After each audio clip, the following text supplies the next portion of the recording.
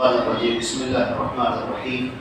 وقال الذين لا يرجون لقاءنا لولا أنزل علينا الملائكة أو نرى ربنا لقد استكبروا في أنفسهم وعتوا عتوا كبيرا. يوم يرون الملائكة لا بشرى يومئذ للمجرمين ويقولون حجرا مهجورا.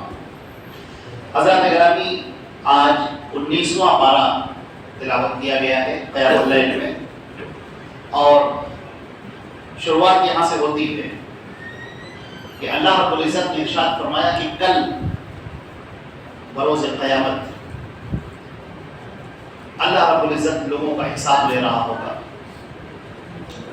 اور اللہ رب العزت نے لوگوں کی ہدایت کے لیے جو انبیاء کرام بھیجے ہیں، جن میں آخری نبی حضرت محمد مصطفیٰ صلی اللہ علیہ وسلم ہے، تو کیا پیش آئے گا کل قیامت کے دن، کیا واقعات ہوں گے، کیا چیزیں ہوں گی، اس کو بیان کیا جا رہا ہے۔ یہ سورہ فرقان کا پورا سلسلہ چلا رہا ہے۔ بیچ میں یہاں کی یہ آیت آ گئی کہ وہ لوگ جو ہم سے ملنے کا یقین نہیں رکھتے، یعنی کفار و مشرکین، اللہ کے نبی صلی اللہ علیہ وسلم جو دعوت پیش فرما رہے ہیں اس پر جن کو یقین نہیں ہے، وہ یہ کہتے ہیں کہ آخر ایسا کیوں نہیں ہوا کہ فرشتے آسمان سے اترتے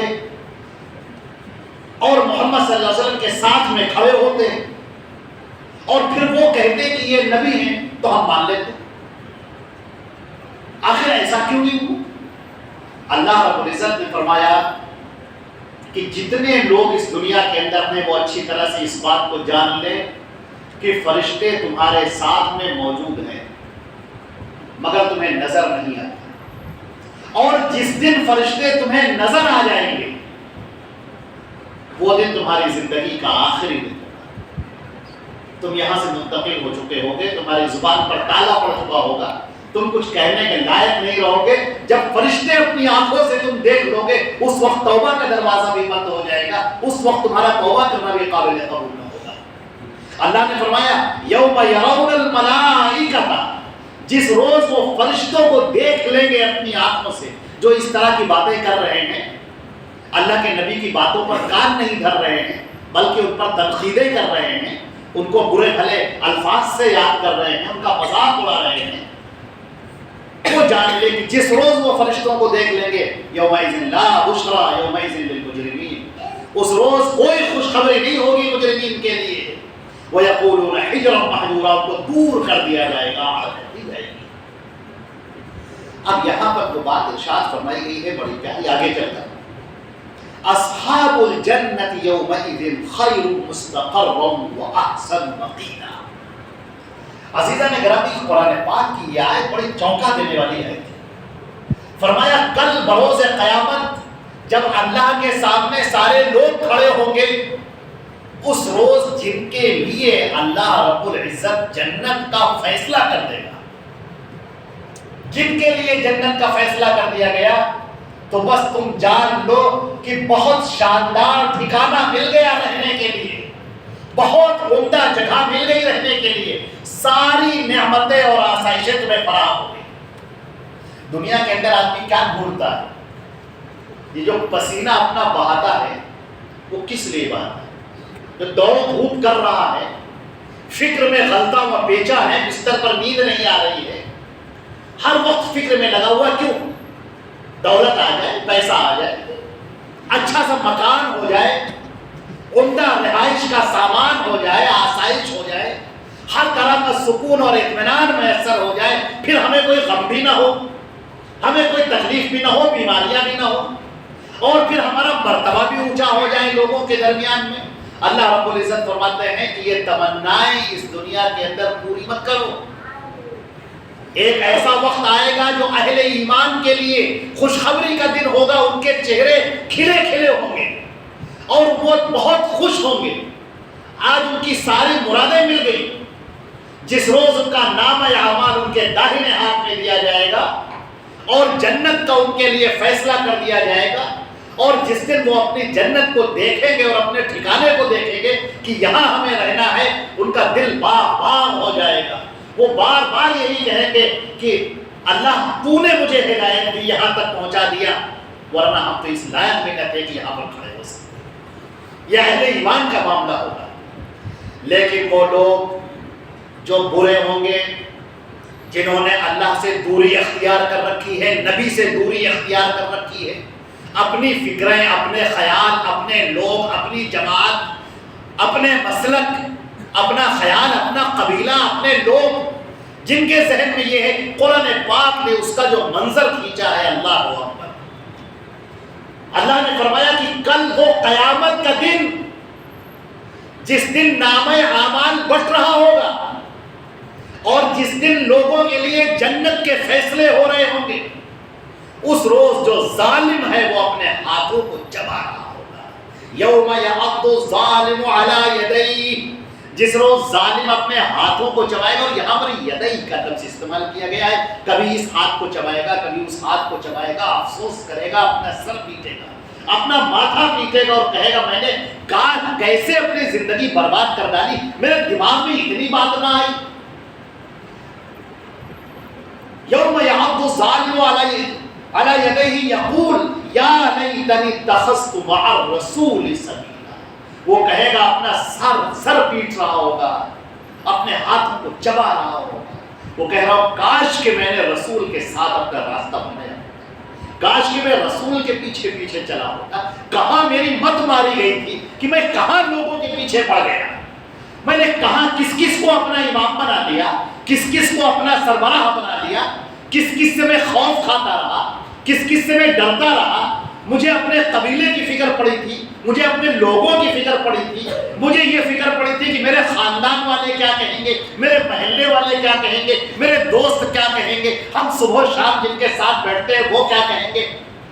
وہ کہے گا یا لیتنی اتخذت مع الرسول سبیلا، کاش کہ میں نے رسول کے ساتھ اپنا راستہ بنایا ہوتا. یا ویلتا، ہائے میری بربادی، ہائے میری بربادی. یہ جو الفاظ ہیں یا ویلتا کے بڑے انتہائی افسوس کے اندر الفاظ میں، ہائے میری بربادی، کاش، افسوس. لیتنی لم اتخذ فلانا خلیلا، کاش کہ میں نے فلاں کو اپنا دوست نہ بنایا. عزیزہ اکرامی، یہاں پر قرآن پاک نے جو الفاظ استعمال کیے، سمندر ہے قرآن پاک. دو لفظ سنے استعمال کیے ہیں قرآن پاک نے یہاں پر. یا لیتنی لم اتخذ فلانا خلیلا، کاش کہ میں نے فلاں کو اپنا دوست نہ بنایا ہوتا. یہ خلیل کسے کہتے ہیں؟ خلیل وہ ہے جو خلہ سے بنا ہے. جو دل ہوتا ہے، دل کے اوپر کی جو جھلی ہوتی ہے اس کو خلہ کہتے ہیں. جو دل کے اندر آپ کے بیٹھا ہوا، جس کی محبت نکالے نہ نکلے. قرآن پاک نے کہا ہے والذین آمنوا اشد حبا للہ، جو ایمان والے ہیں وہ اللہ سے سب سے زیادہ محبت کرنے والے ہیں. مگر ہمارے دل کے اندر محبتیں کسی اور کی بیٹھی. اللہ کا فرمان کہاں، رسول کا فرمان کہاں، وہ تو کنارے ہو گیا. اس دل کے اندر کون بیٹھا ہے، ذرا اس کو جھانک کے دیکھو. اس دل کے اندر کون کون سے بت بیٹھے ہوئے ہیں، کس کی محبت بیٹھی ہوئی ہے، کون سا وہ دوست ہے جو ہمیں پٹی پڑھاتا ہے اور ہم اس کی پٹی میں آ جاتے ہیں، کون ہے جو ہمارے سامنے بڑے بڑے لوگوں کے نام لے لیتا ہے اور ہماری گردنیں جھک جاتی ہیں. کون ہے وہ؟ ذرا ٹٹولو اپنے دل کو، ذرا ٹٹول کر دیکھو. اس دل کے اندر اللہ اور رسول کی محبت ہے یا کوئی اور ہے؟ اور یہ فیصلہ کیسے ہوگا، یہ آپ کیسے جانیں گے؟ میں ایک شعر سناتا ہوں. ایک شعر سنیے. شعر یہ ہے، رخ روشن کے آگے شمع رکھ کر وہ یہ کہتے ہیں، رخ روشن کے آگے شمع رکھ کر وہ یہ کہتے ہیں، ادھر جاتا ہے دیکھیں یا ادھر پروانہ آتا ہے. یہ محبت کی دلیل. کیسے پتا ہوگا کہ آپ کو اللہ اور رسول سے محبت ہے یا کسی اور سے؟ آپ کے دل کے اندر کوئی اور بیٹھا ہوا ہے یا اللہ اور رسول کی محبت بیٹھی ہوئی؟ جب بات آ جائے کہ اللہ کا یہ فرمان ہے، رسول کا یہ فرمان ہے، اللہ کے پیارے رسول صلی اللہ علیہ وسلم نے یہ فتویٰ دیا ہے، ان کا یہ فیصلہ ہے، اس موقع پر آپ کا کیا رویہ ہوتا ہے؟ اس موقع پر تم کہتے کیا ہو؟ اگر اس موقع پر تم نے کہا کہ ٹھیک ہے اللہ اور رسول کا فرمان اپنی جگہ پر، لیکن بھائی بات تو ہمارے امام کی چلے گی، ہمارا مسلک ہے، ہمارے لوگ ہیں، ہمارے علماء ہیں، ہمارے مولانا ہیں، ہمارا گروپ ہے، ہمارے گروہ ہے، ہمارا خاندان ہے، ہمارا محلہ ہے، ہمارے اپنے دوستوں کی ایک میجارٹی ہے، وہ جو لوگ کہیں گے وہ ٹھیک ہے۔ اتنا بڑا ادارہ ہے، ہم تو اس کے ماننے والے ہیں، اتنے بڑے بڑے علماء ہیں، ہم تو ان کے ماننے والے ہیں۔ عزیزان گرامی، آپ نے 1 منٹ کے اندر فیصلہ سنا دیا، 1 منٹ کے اندر فیصلہ ہو گیا آپ کا کہ آپ اللہ اور اس کے رسول کے ساتھ میں ہیں یا کسی اور کے ساتھ میں ہیں۔ آپ کے سامنے تو مصلحتیں آ گئی، حکمتیں آ گئی، لالچ آ گیا، ڈر آ گیا، خوف آ گیا، محبتیں کسی اور کی اجاگر ہونے لگی، سر اٹھانے لگی اور اپنی طرف بلانے لگی، اور تم نے اللہ اور رسول کی طرف چھوڑ دیا اور تم ادھر چلے آئے۔ کل قیامت کے دن اسی کا منظر کھینچا گیا ہے کہ کہے گا ظالم، کہے گا کاش کہ میں نے رسول کا راستہ اختیار کیا، اور کاش کہ میں نے فلاں کو، یہاں لفظ فلاں پر غور کیجیے، نام نہیں لیا ہے اللہ تبارک تعالیٰ نے، آپ کے ذہن کے اوپر چھوڑ دیا ہے وہ فلاں، کاش کہ میں نے فلاں کو اپنا دوست، اپنا خلیل نہ بنایا ہوتا، کاش کہ میں اس کی محبت میں سرگردہ نہ ہوتا۔ یہ فلاں کون ہے؟ ہر آدمی جھانک کے دیکھ لے کون فلاں، اس دل کے اندر کون بیٹھا ہے؟ اللہ اور رسول کا فیصلہ آخری ہے یا کسی اور کا فیصلہ؟ آگے الفاظ ہیں لقد اضلنی عن الذکر بعد اذ جاءنی، میرے لوگوں نے مجھے گمراہ کر دیا، ذکر آ چکا تھا، اللہ کا اتارا ہوا پیغام آ چکا تھا، لیکن اس کے آنے کے بعد میں گمراہ ہو گیا۔ کس کا قصور ہے میرے عزیزوں؟ کس کا قصور؟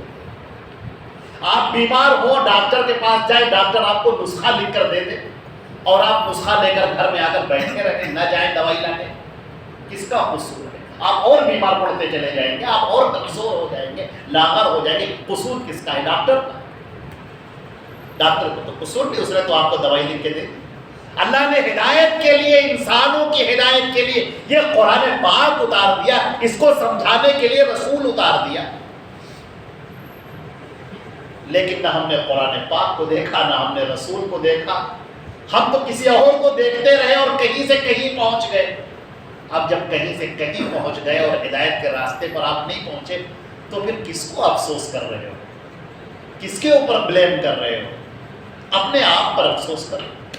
اللہ نے تو ذکر اتار دیا، تمہاری ہدایت کے لیے رسول اتار دیا، اور تم نے اسی کی بات نہ مانی، تو آج رسوائی تمہارا مقدر ہے۔ قرآن پاک نے کہا ہے وَكَانَ الشَّيْطَانُ لِلْإِنسَانِ خَذُولًا، اور جو شیطان ہے وہ انسان کو ذلیل کرنے والا ہے، رسوا کرنے والا ہے۔ یاد رکھنا، تم اللہ اور رسول کے راستے پر نہیں چلو گے بلکہ دوسروں کے راستے پر چلو گے، شیطان مردود کے بتائے ہوئے راستے پر چلو گے، بد کرداری، بد عملی کا ثبوت دو گے، اللہ کے نبی صلی اللہ علیہ وسلم کی سنتوں کو پامال کرو گے، تو کیا عزتیں تمہیں ملیں گی؟ وہ تو ذلتیں مقدر ہو گئی ہیں ایسے لوگوں کے لیے۔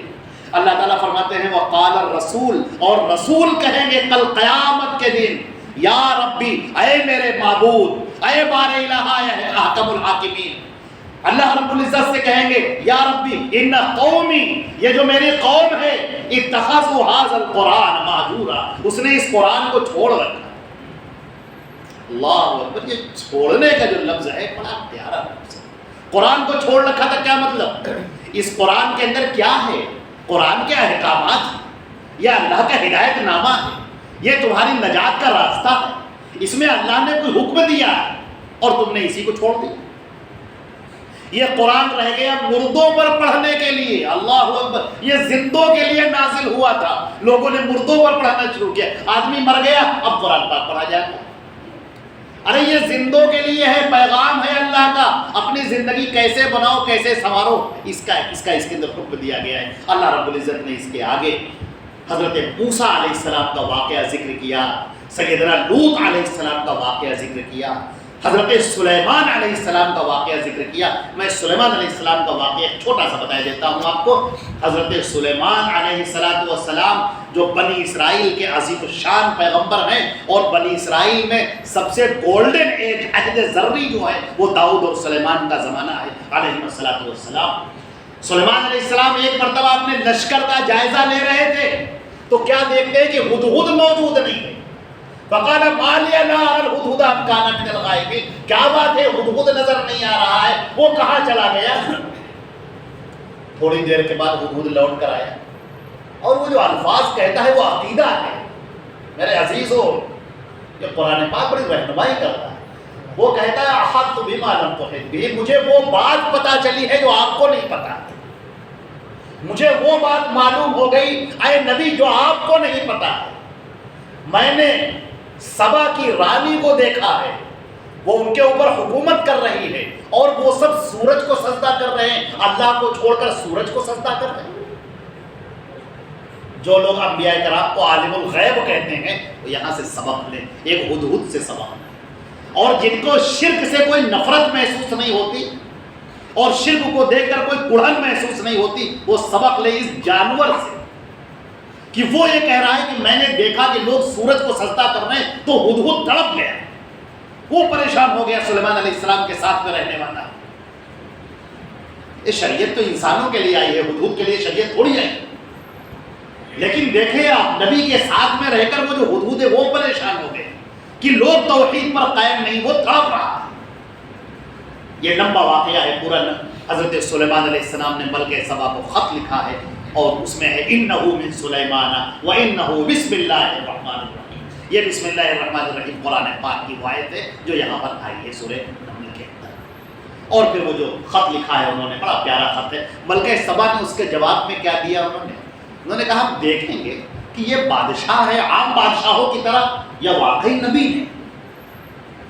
اس نے تحفے بھیجے, ہدیے, دولت بھیجی, ہیرے جواہرات, اور سلیمان علیہ السلام کے پاس جب وہ دولت پہنچی, وہ ہیرے جواہرات اور مرصع جواہر ان کے سامنے پہنچے تو انہوں نے کہا اتمدوننی بمال فما آتانی اللہ خیر مما آتاکم بل انتم بہدیتکم تفرحون. تم مجھے اس دولت کے ذریعے سے چکما دینا چاہ رہے ہو, اپنی طرف کرنا چاہ رہے ہو, مجھے اللہ نے جو دے رکھا ہے وہ بہت ہے, تم اپنے ہدیوں کو دے کر خوش رہو. اللہ, ایک نبی کا جو کردار یہاں پر پیش کیا گیا ہے, اتنی دولت, اتنا اقتدار, اتنی سلطنت, اتنا جاہ و جلال, اتنی حشمت پا کر بھی وہ نبی اللہ کے سامنے کیسا تواضع اختیار کرنے والا, کیسے لوگوں کے ساتھ اچھا برتاؤ کرنے والا, کیسے ایک ایک کی باتوں کو سننے والا, لوگوں کے کام آنے والا, اللہ کے لیے عاجزی اختیار کرنے والا. یہاں لوگوں کے پاس ذرا سی دولت آ جاتی ہے, ذرا سی دولت آ گئی, ذرا سا مال آ گیا, ذرا سا عہدہ آ گیا, گرگٹ کی طرح گردن اکڑ جاتی ہے. آدمی بھول جاتا ہے, اپنے دوستوں کو بھول جاتا ہے, رشتہ داروں کو بھول جاتا ہے, اپنے ساتھیوں کو بھول جاتا ہے. اللہ اکبر, سبق لینا چاہیے. یہ حالات اللہ رب العزت لاتا ہے. کون کس کو بادشاہ بناتے, کس کو ذلیل کرتے, یہ اللہ رب العزت کرتا ہے. لہذا اس سے ڈرنا چاہیے. اللہ قرآن پاک کے اندر اس طرح کی بڑی چیزیں پیش کی گئی ہیں, بڑے لال و جواہر ہیں. اللہ رب العزت ہم کو اور آپ کو قرآن پاک سے جڑنے والا, سمجھنے والا, اس پر غور کرنے والا بنائے اور عمل کرنے والا بنائے. والسلام علیکم ورحمۃ اللہ.